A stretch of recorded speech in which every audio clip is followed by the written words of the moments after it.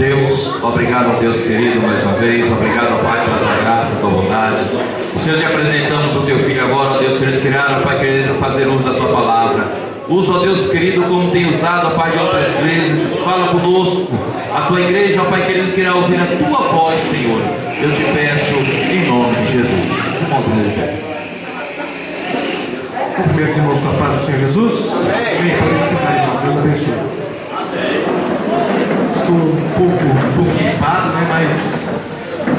Mas nós estamos aqui para fazer a vontade de Jesus Cristo, a vontade daquele que nos chamou, que nos capacitou e que nos envia para fazer a sua obra todos os dias. Estou muito feliz, muito grato a Deus por mais uma oportunidade que Ele me deu de estar na casa dele, ministrando a sua palavra, porque nós ministramos não por mérito próprio, mas é pela graça de Deus.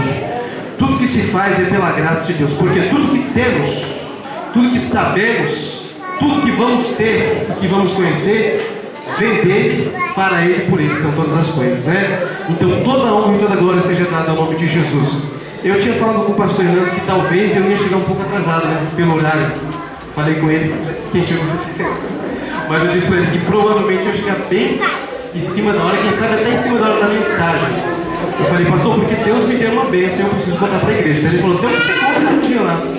Que nessa semana passada, saiu uma vitória no meu trabalho, uma promoção que eu já estava esperando há alguns meses.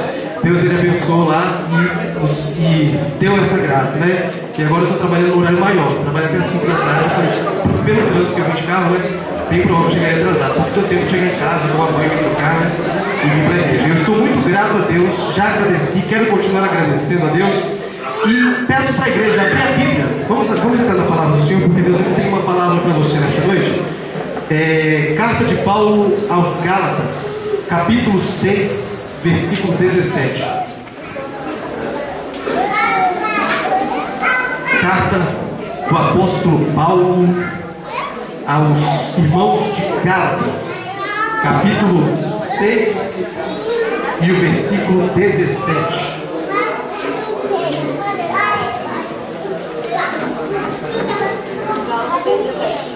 Gálatas capítulo 6, versículo 17. Nós aprendemos aqui na escola dominical que existem 3 fontes do conhecimento. 3 fontes do conhecimento. A primeira fonte do conhecimento são os conhecimentos herdados, que você ganha do pai, para o filho, do pastor, para a igreja, do mestre para o discípulo. Os conhecimentos pesquisados, aquele que você estuda, que você lê, que você busca na internet, nos livros. E os conhecimentos revelados, esse é só com Deus você consegue encontrar. E eu tenho uma palavra aqui que é uma palavra revelada para a sua vida. Deus ele vai sacudir, literalmente, Deus vai sacudir a nossa estrutura hoje. Então você se prepare a sua mente, o seu coração, fique atento para a voz de Deus nesta noite. Gálatas capítulo 6, o versículo 17. A palavra de Deus diz assim: finalmente, ninguém me inquiete, pois trago no meu corpo as marcas de Jesus. Ou trago no meu corpo as marcas do Senhor Jesus. Essa conclusão que o apóstolo Paulo ele fala aqui na carta de Gálatas é o versículo-chave de todo o livro, de toda essa carta aos Gálatas.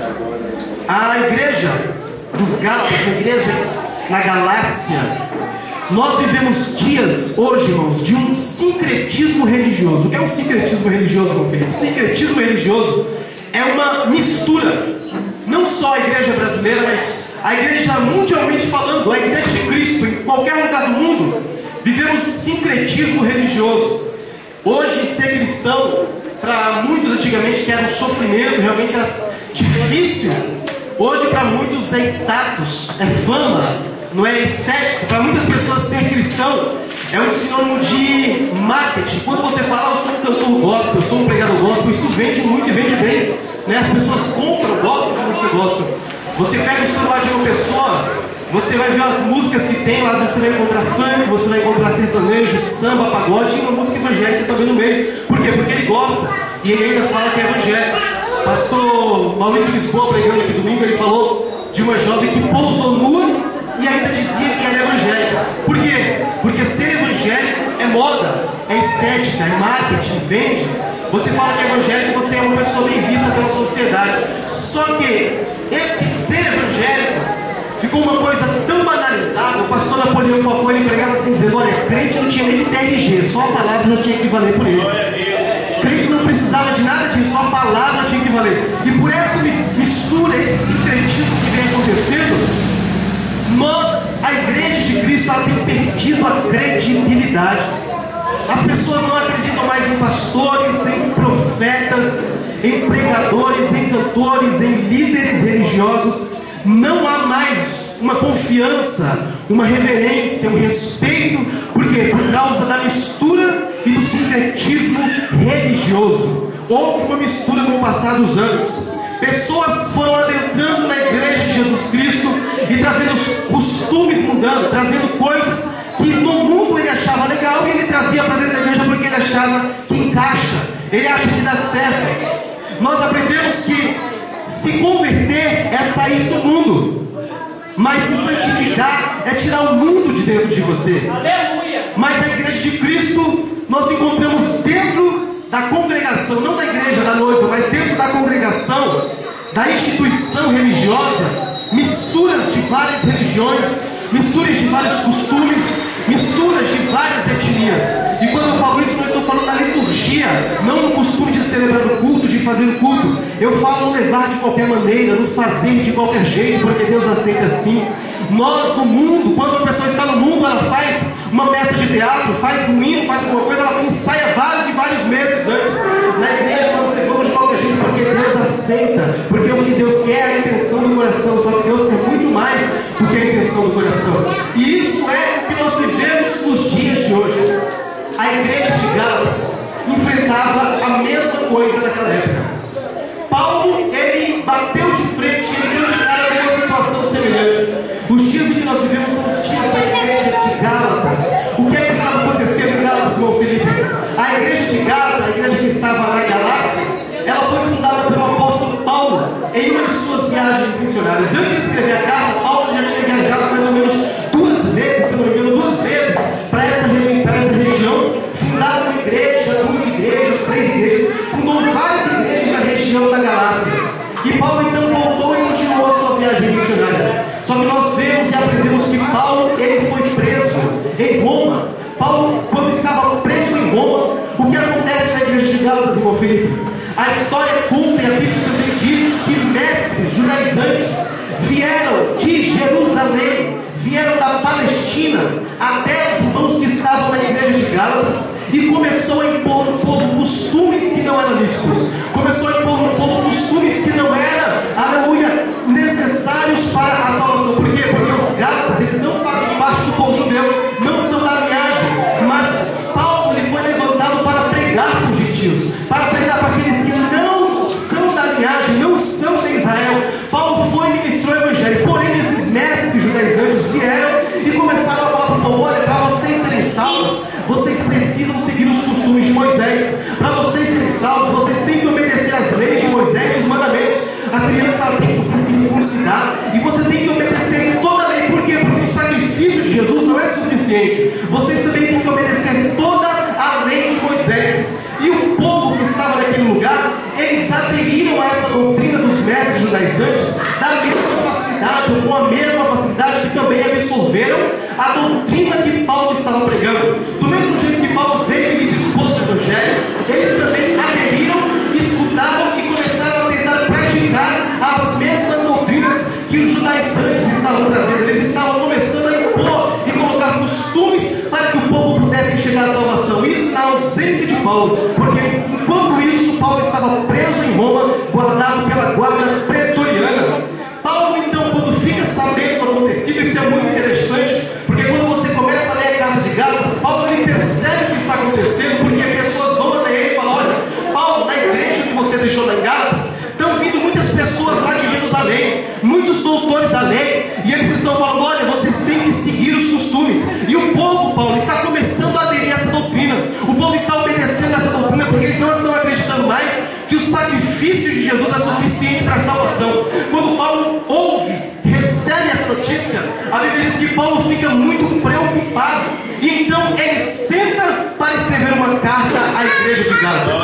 Quando você vai no capítulo 1, versículo de número 6, você vê o espanto de Paulo. Paulo fala da seguinte forma: olha, eu me maravilho, eu fico espantado com que facilidade vocês deixaram um novo evangelho, uma nova doutrina entrar no meio de vós. Porém eu vos digo que ainda que nós, os apóstolos, ou um anjo do céu desça e anuncie outro evangelho, que seja amaldiçoado no meio de vós. Só que Paulo ficou espantado porque o povo aceitou com muita facilidade, com muita tranquilidade. Paulo ficou assustado.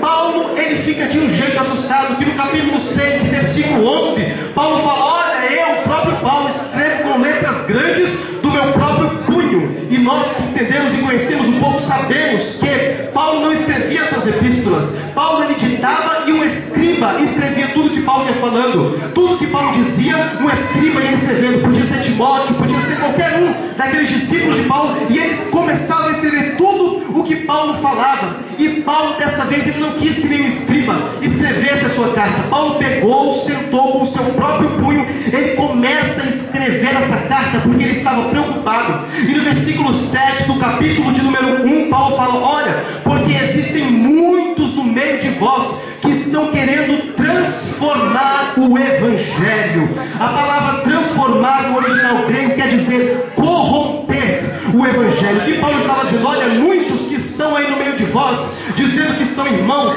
dizendo que querem te ajudar, na verdade eles estão apenas querendo corromper o evangelho de Jesus Cristo. Estão querendo corromper a sã doutrina.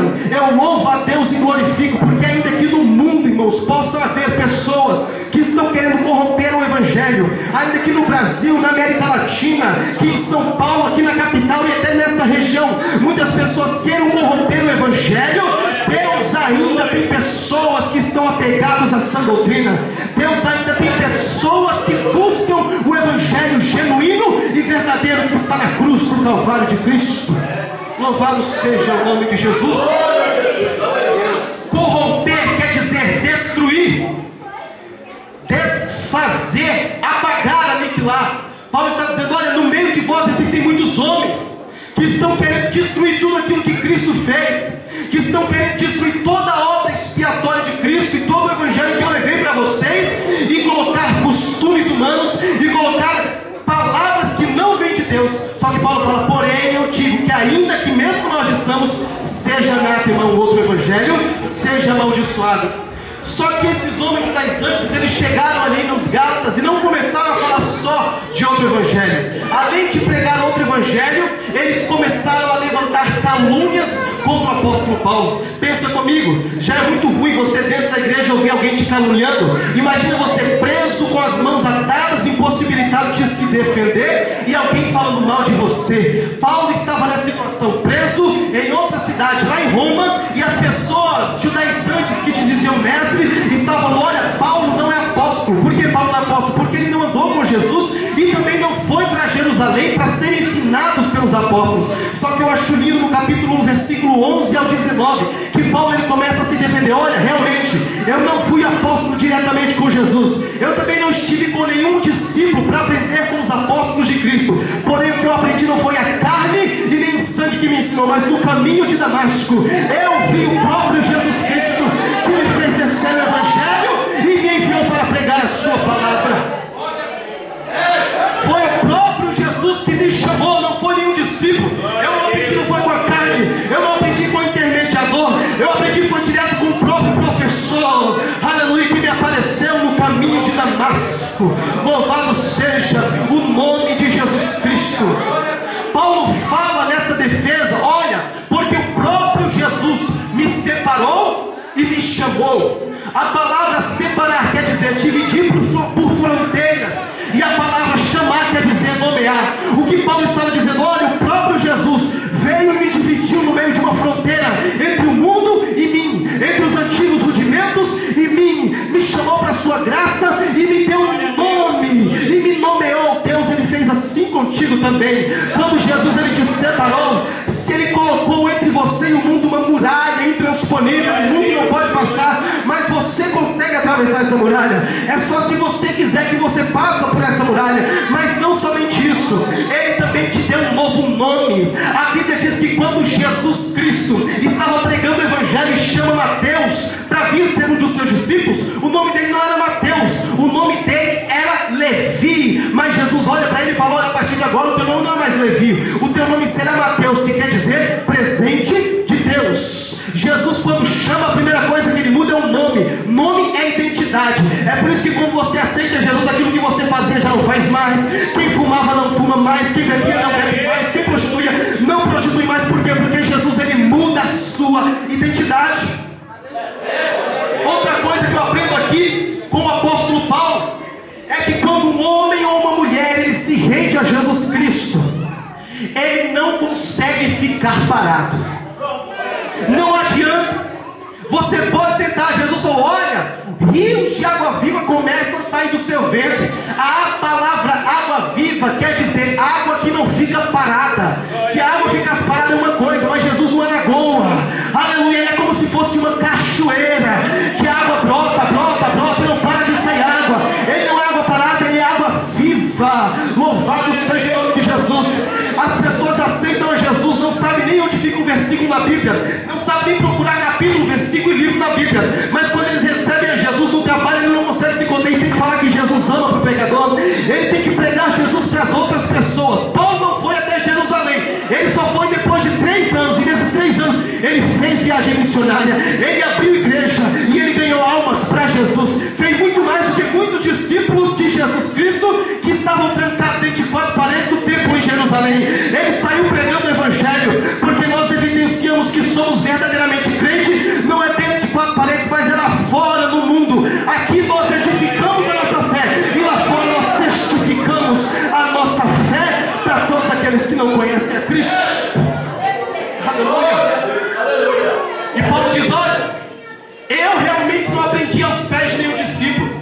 Quando eu tive um encontro com Cristo, eu fui depois de 3 anos para Jerusalém conversar com os discípulos. E quando cheguei lá, eu só encontrei ainda Pedro, que estava lá. Fiquei 15 dias, com Pedro. E depois eu continuei fazendo as minhas viagens. No capítulo 2, versículo 11 ao 14, Paulo fala: olha, e para vocês terem uma ideia de que realmente sou apóstolo, não por mão humana, mas levantado pelo próprio Jesus. Certa feita, Pedro, ele saiu de Jerusalém e veio até aqui em Gálatas. Quando Pedro chegou lá na Galácia, na igreja dos Gálatas, Pedro, ele se sentava com os incrédulos para comer. Pedro, ele se sentava com os incrédulos para conversar, não para pregar. Paulo é enfático em dizer, ele sentava com os gentios para comer.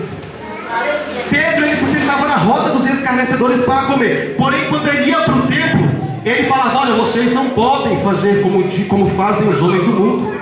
Vocês não podem fazer como fazem os gentios. Vocês têm que viver segundo a lei de Moisés. Pelo que vendo eu, olha só como Paulo fala. Paulo ainda diz assim, ó, Pedro, mais um parênteses aqui. Paulo fala: olha, a situação de Pedro era tão grave, que quando Tiago, lá na igreja de Jerusalém, da Assembleia, mandou servos para ver como estava Pedro, quando chegaram lá na Galácia, Pedro ficou sabendo que Tiago mandou homens. Pedro saía da roda dos escarnecedores para que os discípulos, ou melhor, os servos de Tiago, não vissem a Pedro lá na roda dos escarnecedores.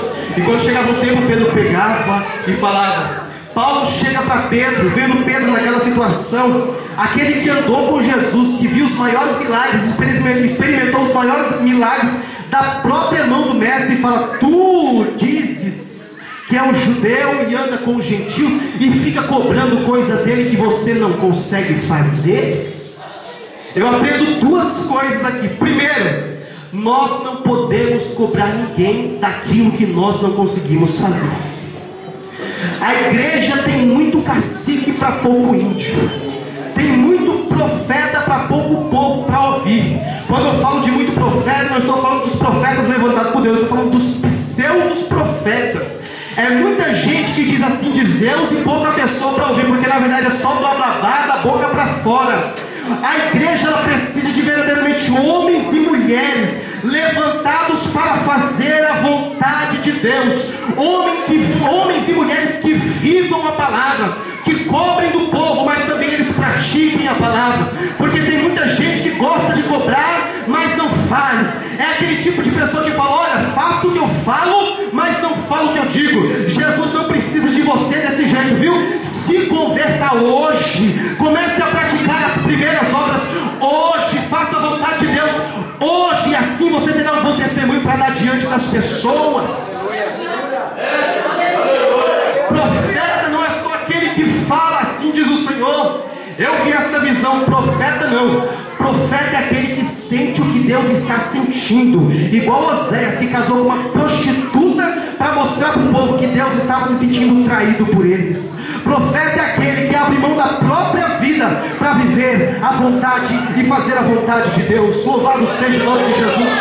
Segunda coisa que eu aprendo aqui nessa passagem é que muitas pessoas viram Jesus, andaram com Jesus, mas não ouviram as palavras de Jesus. E muitas pessoas não viram a Jesus, não andaram com Jesus, mas ouviram as palavras de Jesus. Jesus falou assim: olha, bem-aventurado aqueles que não viram, mas creram. Nós estamos aqui, não vimos Jesus ainda, mas nós estamos dando ouvido a sua palavra e praticando a sua vontade. Pedro viu Jesus, andou com Jesus, comeu com Jesus, dormia nos mesmos lugares que Jesus dormia, acampava nos mesmos lugares que Jesus acampava. Porém, ele ainda não estava convertido enquanto Jesus estava na terra. Porém, Paulo era diferente. Paulo andou com Jesus e também nem conseguiu ver Jesus, porque a luz era muito grande na estrada de Damasco. Mas ele ouviu as palavras do Mestre e praticou as palavras de Jesus. Melhor é aquele que ouve e pratica do que aquele que vê e não faz nada. Louvado seja o nome de Jesus. No capítulo 5, versículo 12, Paulo ele fala assim: olha, eu gostaria que fossem arrancados, que fossem cortados aqueles que vos andam inquietando. E no capítulo 6, versículo 17, nós lemos que Paulo fala: olha, portanto, ninguém inquiete. Duas palavras: inquietação. Capítulo 5, versículo 12, Paulo fala para o povo. Capítulo 5, versículo 17, Paulo fala para si mesmo. No capítulo 5, no versículo 12, Paulo está falando que ninguém vos inquiete. E no capítulo 6 e 17 ele fala que ninguém me inquiete. Essas duas palavras, elas querem dizer, mesmo sendo iguais, elas querem dizer coisas diferentes. São duas palavras iguais, mas que na tradução dizem coisas diferentes. A palavra inquietar, do capítulo 5, versículo 12, ela tem o sentido de tirar do lugar, de fazer errar o caminho, de atrapalhar. Inquietar, que ninguém vos atrapalhe. Paulo falando que ninguém vos tire do lugar, que ninguém vos tire da posição. Mas no capítulo 6, versículo 17, Paulo fala: olha, quanto a mim, não é que ninguém me tire da posição, porque a palavra inquietar, no texto que nós lemos, ela tem uma raiz e ela é derivada da palavra incenso. Paulo, quando fala finalmente ninguém me inquiete, ele está se referindo ao incenso. Aí você fala: mas irmão Felipe, o que quer dizer essa coisa? Para a igreja Paulo fala a coisa certa, mas para ele fala uma coisa de incenso. Incenso, o que é incenso? Incenso é um conjunto ou uma mistura de ervas que a pessoa usa para elevação espiritual ou para elevar a autoestima ou alguma coisa envolvida com isso. É uma mistura de vários tipos de ervas. O que é que Paulo está dizendo? Olha, alguém entrou no meio de vós e vos fez errar o caminho. Alguém está no meio de vocês e te fizeram errar. Alguém entrou dentro do meio do povo de Deus e fez vocês errar o caminho. Porém, quanto a mim, eu não me misturo. Quanto a mim, eu não me deixo levar. Quanto a mim, eu não vou ficar metido em bolinha. Por quê? Porque eu trago no meu corpo as marcas de Jesus. Louvado seja o nome de Jesus. Nesta noite, tome essa palavra para a tua vida. Não importa o que aconteça na igreja, não importa o que aconteça no mundo, fale para si mesmo: não importa o que está acontecendo com vocês, se alguém vos fez errar ou vos fez sair do caminho, porém quanto a mim, eu não vou me misturar. Porém quanto a mim, eu não vou me vender. Porém quanto a mim, eu não vou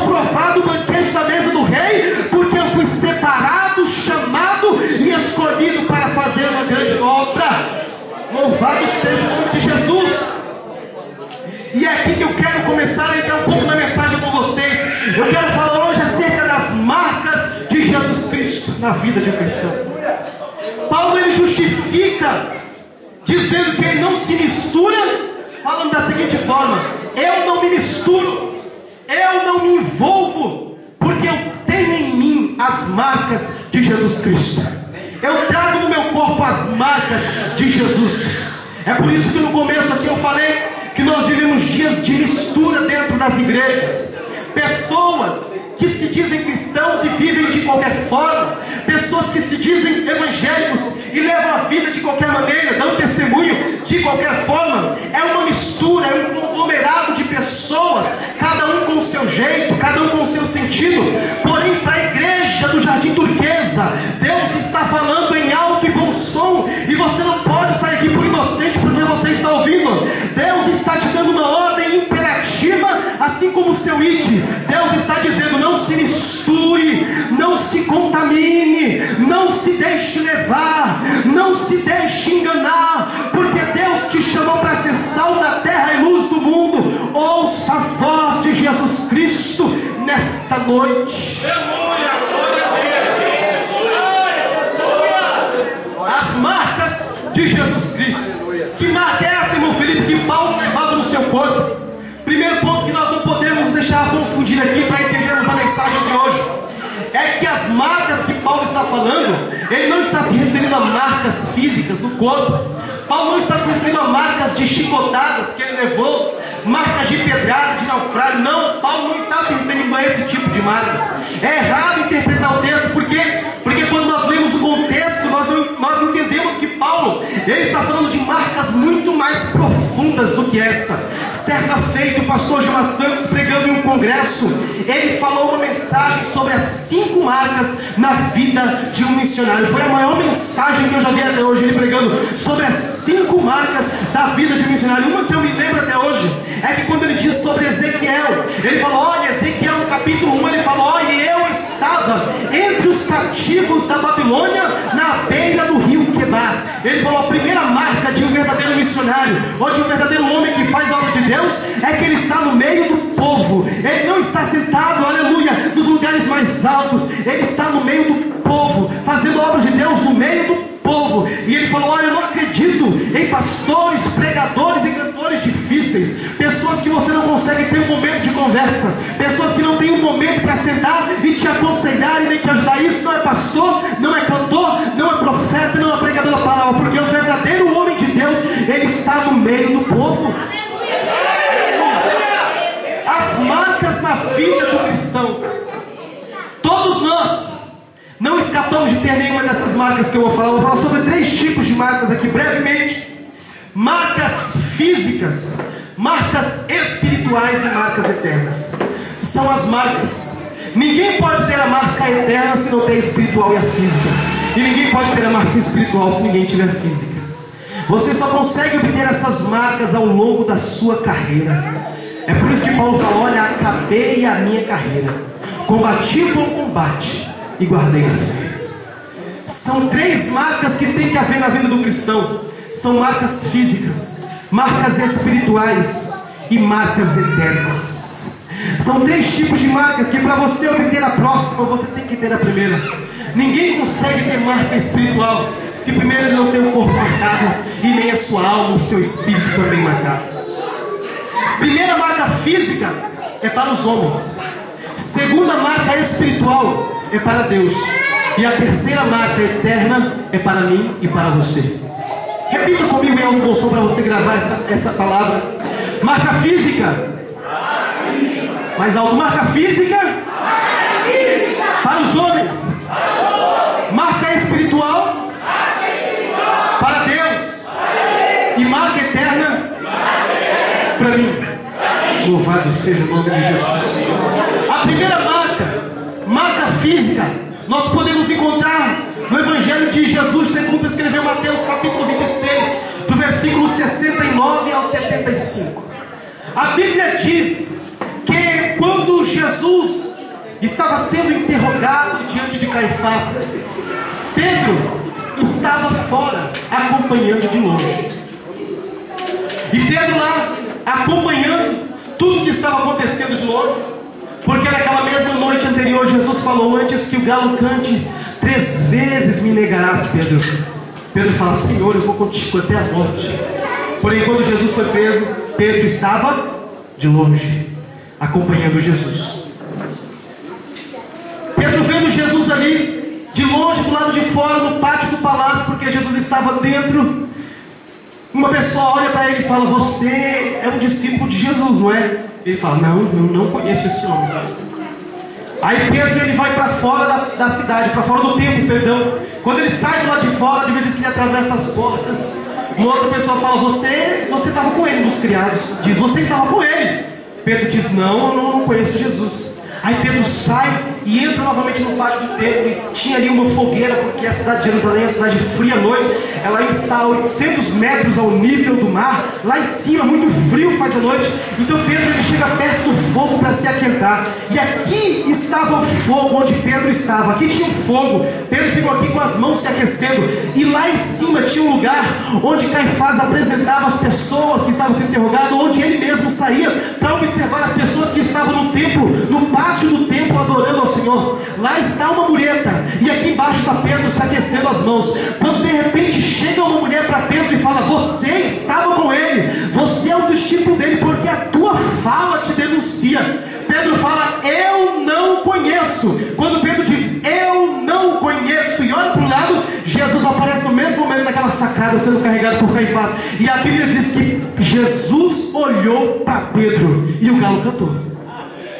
Jesus olhou para Pedro. A Bíblia diz que quando Pedro olha para Jesus lá em cima daquela sacada andando, e eu imagino Jesus andando com aquela cara e olhando para Pedro com aquela cara de: eu falei que você ia voltar atrás, eu falei que você ia me negar. A Bíblia diz que Pedro sai e vai chorar amargamente. Primeira marca física. Esta marca física é para os homens. Ninguém que se diz cristão não pode haver transformações físicas. Toda pessoa que aceita Jesus, uma das primeiras coisas que muda nele é o exterior. A gente fala: mas Deus, ele quer o coração, Deus, ele quer o que está dentro da gente. Mas não, o que está dentro reflete do lado de fora, porque a Bíblia diz que a boca fala do que o coração está cheio. É por isso que quem aceita Jesus e começa a andar e trilhar o caminho de Jesus, quer passar pelo caminho apertado e pela porta estreita, tudo que estava no mundo ele começa a deixar. Ele começa a mudar fisicamente. O jeito dele falar já é outro, o jeito dele pensar é outro, porque agora ele tem a mente de Cristo. O jeito dele agir é outro, porque agora ele é uma nova criatura. Esta marca física, ela é para os homens. Sabe por quê? Porque os homens olham para você e, como diz a palavra de Deus, fala que pelo teu testemunho, pelo que você esboça fisicamente, eles glorificam a Deus que está no céu. A gente ganha mais alma para Jesus vivendo do que falando. A gente ganha mais pessoas para Jesus sendo verdadeiros cristãos do que pregando a palavra em cima do púlpito. Porque lá você está no meio do mundo, lá você está no meio das pessoas que precisam ouvir Jesus, e as pessoas veem a tua conduta. Paulo falou: é porque nós estamos rodeados e cercados por uma tão grande nuvem de testemunhas. Tão grande nuvem de testemunhas. Primeira marca, marca física. Quando Paulo fala: ninguém me inquiete, eu não me incomodo, porque fora de mim eu tenho marca física. Quando Paulo estava aprisionado ali naquela prisão de Roma, ele olhava para as cadeias que estavam nas suas mãos lhe prendendo, e ele via escrito sobre aquela cadeia: propriedade de César. Quando ele olhava para as portas que estavam ali na sua casa, prendendo ele naquela prisão domiciliar, ele via insígnia: prisão de César. Na roupa dos soldados pretorianos que ficavam com Paulo, havia escrito atrás: propriedade de César. E eu imagino que Paulo, escrevendo nessa carta, ele falou: porém em mim não é propriedade de César, não é propriedade de governo, no meu corpo tem a marca de Jesus. Você é propriedade exclusiva de Jesus. Louvado seja o nome do Senhor. Segunda marca, marca espiritual. Marca espiritual você vai encontrar em Mateus capítulo 13, do versículo 24 até o versículo 30. Parábola do joio e do trigo. E é aqui que Jesus começa a falar mais forte com você. Aleluia. Essa marca do joio e do trigo é a a marca espiritual. Ela não é para os homens, ela é para Deus. Ninguém consegue ter a marca espiritual sem antes ter a marca física. Essa marca, ela fala de não ter, mas de ser. Não de possuir, não de obter, mas de ser alguma coisa. Quando Paulo, ele fala, olha, vocês precisam ter a marca espiritual, Paulo está dizendo o seguinte, olha, no joio e no trigo, o joio e o trigo, eles são iguais quando eles nascem. Quando nasce o trigo, o joio nasce no meio, é semelhante, é parecido um com o outro. Os dois crescem, os dois frutificam, e ninguém que olha consegue discernir qual é o joio e qual é o trigo. Mas o dono da plantação, ele sabe onde está o joio e onde está o trigo. A palavra de Deus diz nessa parábola que os discípulos falaram, Senhor, então por que nós não arrancamos o joio e deixamos somente o trigo? Jesus fala, não, porque se vocês arrancar o joio, vocês vão danificar o trigo. É incrível quando Jesus fala isso, que se a gente arrancar o joio, o trigo será danificado. Eu passei a semana pensando nisso, e eu falo, mas Jesus, o que o Senhor quer dizer com isso? A Bíblia diz que os que usam de engano não permanecerão na tua casa. Como é que é para o joio, esse negócio do joio ter que ficar no dia do trigo até o dia da colheita? E a colheita nós sabemos que é o arrebatamento da igreja. E eu falo, Senhor, mas como pode? Aleluia, o joio tem que ficar no meio do trigo. Que negócio é esse? Que mistério é esse? E eu passei a semana pensando, e então eu compreendi na palavra de Deus o que Jesus queria dizer, que o trigo tinha que permanecer, o joio tinha que permanecer no meio da plantação do trigo. Jesus estava falando assim, olha, as pessoas elas são crentes, as pessoas elas são firmes, elas são evangélicas e elas são constantes, mas é necessário que haja trevas para que a luz brilhe no meio das trevas. É necessário que haja o joio para que seja diferenciado o trigo. É só baixar mais o segundo e o primeiro também. O primeiro também. Não, de lá, dos dois últimos. Isso, tá bom. É necessário que haja o trigo e o joio também. É incrível quando Jesus fala isso, porque os discípulos eles ficam espantados. Mas ele fala, Senhor, mas nós não sabemos qual a diferença do joio e do trigo. Jesus falou, olha, realmente vocês não sabem no começo, mas quem trabalha com isso sabe que no começo os dois são iguais, mas quando eles são crescidos, o joio e o trigo eles se diferenciam. Por quê? Porque quando o joio está grande e ele dá frutos, a sua ponta ela dobra para baixo, porque os frutos eles são muitos e ele cai e pesa, então ele dobra assim. Já o joio não dá fruto, ele cresce e fica reto. Eu imagino isso na volta no arrebatamento da igreja, quando Jesus vier diante de mim e de você no dia da colheita e perguntar o que é que você tem, e você abrir a mão e falar, Senhor, eu tenho esses frutos para te render, e você se dobrar diante da majestade de Jesus Cristo. Já o joio ele não vai dobrar porque ele não tem nada, muito pelo contrário, Jesus vai olhar para ele e falar, apartai-vos de mim para o fogo eterno, porque eu não vos conheço. O joio e o trigo. O joio parece com o trigo, é semelhante. O trigo é semelhante ao joio, mas o trigo não é joio. Ele parece com o joio, é semelhante ao joio, mas ele não é joio, ele é trigo. E o joio da mesma forma também parece, mas não é, ele é joio. Tem muita gente também na igreja que parece, mas não é. Ele tem a cara, ele tem o jeito, ele tem o falar, tem o andar, mas ele não é. Para Jesus não adianta ter, para Jesus você precisa ser. É a marca espiritual, essa marca o homem não vê, essa marca está dentro de mim e dentro de você, porque na estética você pode até disfarçar, mas aqui dentro Jesus ele sonda todas as coisas. A palavra de Deus diz que ele tem 7 olhos, ele tem 7 olhos e vê todas as coisas. 7 olhos, 2, um vê na frente, outro vê atrás, um vê do lado direito, outro vê do lado esquerdo, um vê em cima e outro vê embaixo, o 7º olho vê por dentro, ele vê todas as coisas, ele esquadrinha tudo. Deus ele sabe de todas as coisas. Não adianta ter, você tem que ser. Jesus ele vê tudo. Paulo falou, ninguém vai me misturar, porque eu tenho uma marca espiritual. Eu não só pareço apóstolo, mas aqui dentro de mim eu sou apóstolo levantado por Jesus Cristo. E a última marca fala de marcas eternas. É incrível isso, porque agora é o próprio Paulo que fala isso. 2 Tessalonicenses capítulo 1, versículo 3 ao número 10. Paulo está fazendo uma oração para os irmãos da igreja de Tessalônica, para a igreja de Tessalônica, para os tessalonicenses.